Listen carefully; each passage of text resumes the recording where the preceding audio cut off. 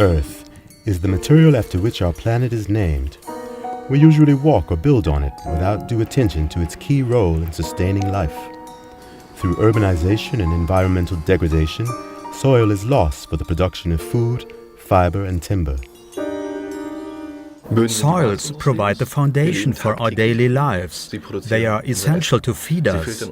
They filter our drinking water. History has shown that every civilization that did not protect their soil has inevitably collapsed. But which soil types must we protect to sustain our civilization, and where are they located? ISRIC, World Soil Information in the Netherlands, collates and maintains reference samples for the world's major soils. It also holds over 6,000 soil-related maps, a real treasure and unique resource. The maps are being scanned and the underpinning soil data digitalized. However, additional quantitative data and new analysis techniques are needed for production of a new global soil map by a large international consortium, as explained by Dr. Hannes Reuter of ISRIC. The ultimate aim of the GlobalSoilMap.net project is to help feed 9 billion people in 2050 by generating quantitative soil information at a high resolution. Until recently, most soil maps were qualitative. That is, soils were given a descriptive name, for example, Cambazole or Regosol. Worldwide, there are 32 major soil reference groups, each of these having different properties and suitability for crop production. The new global soil map contains much more information, quantitative information. Most of the data were collected and analyzed some 30 to 50 years ago, while relatively few new data are being collected these days in view of the high cost of conventional sampling approaches. Colleagues from the Center for Environmental Research in Leipzig, Germany, are collecting new data for Global Soil Map using less expensive methods. These allow a much more precise characterization of soil properties and at a much greater depth. Dr. Ulrike Verban and her colleagues are using soils from a long-term field experiment in Bad Lauchstädt. This is one of the oldest agricultural experiments on Earth. For over 100 years, all field management practices and their effect on soil properties have been recorded. Due to the long-term use as a field experiment, we can observe differences in organic carbon content within each plot. This parameter is of interest to us, and we would like to test whether we can also identify these differences with our sensors.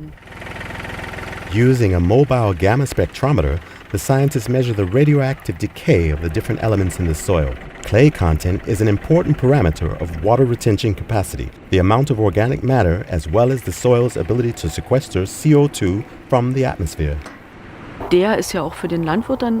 Clay content is also important for the farmer, as it is an important parameter of soil fertility.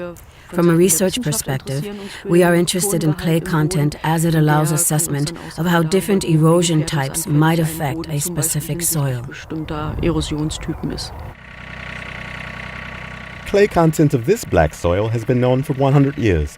Therefore, Dr. Verban can assess whether their gamma spectrometer measures it correctly. Researchers from Leipzig also take soil samples for the laboratory. The rest is done by computer. Relationships between the laboratory and gamma-ray determined clay content are plotted. The clay content for many locations in the field may be estimated. Less input, more data.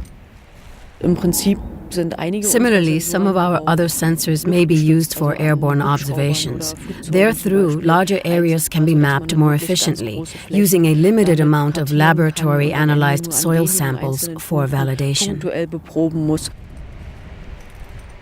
The procedure developed in Leipzig allows for a more efficient investigation of soil properties at a greater depth. Currently, 10 different soil properties are being estimated at 6 reference depths. Results of worldwide analyses are being incorporated in a first version of Global Soil Map product at ISRIC. This is an example of how we have visualized soil profiles with different soil property distributions. We have used this information together with novel geostatistical methods to create soil maps. The example for Nigeria shows the organic carbon content for 0 to 5 centimeter, 5 to 15 centimeter, and 15 to 30 centimeter depth. A complete picture of the Earth, fertile and vulnerable. The biggest enemies of the soil in the developing world are natural disasters and an inefficient agricultural system. In the Western Hemisphere, many soils become sealed through urbanization and as such are lost for productive agricultural use. In 1988, German politicians already called for a European Soil Framework Directive, but up until today, this directive has not been ratified. Attention for soil protection lags behind that for climate change adaptation and mitigation, while soil plays a major role for any future generation. Similar to water and air, soil is an easily damaged natural resource. Results of GlobalSoilMap support science-based planning and are of utmost importance.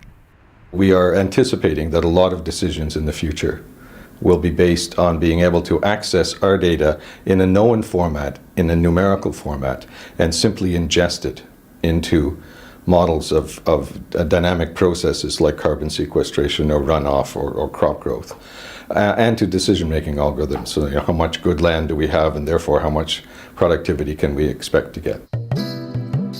The soils of our earth are a natural treasure that we absolutely need to conserve for future generations.